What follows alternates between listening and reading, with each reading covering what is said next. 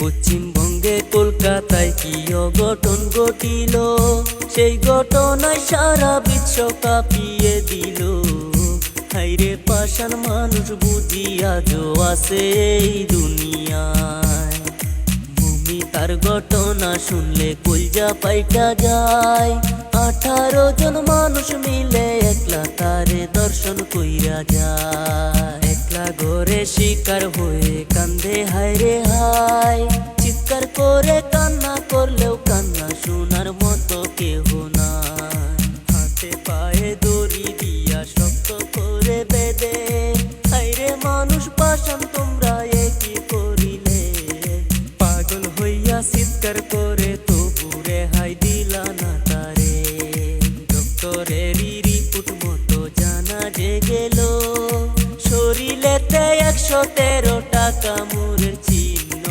মানুষ রূপে কুত্তা হইয়া দেখাইল তাদের চিহ্ন।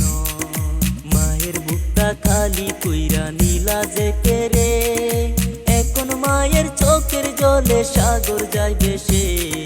কেঁদে কেঁদে বলে মায়ে কি দুষ করেছিল আমার মেয়ে।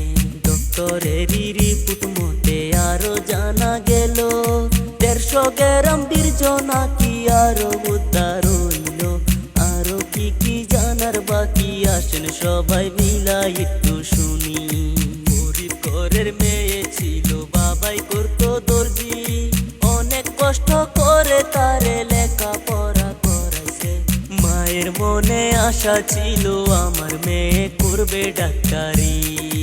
এমন কইরা কাইরা নিলে জালিম তুমি প্রাণ। চোখ খুলিয়া দেখো জালিম তুমি মায়ের সন্তান।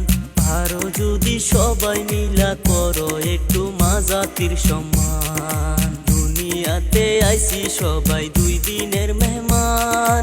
কে থাকবে কে যাইবো আগে হিসাব জানা নাই।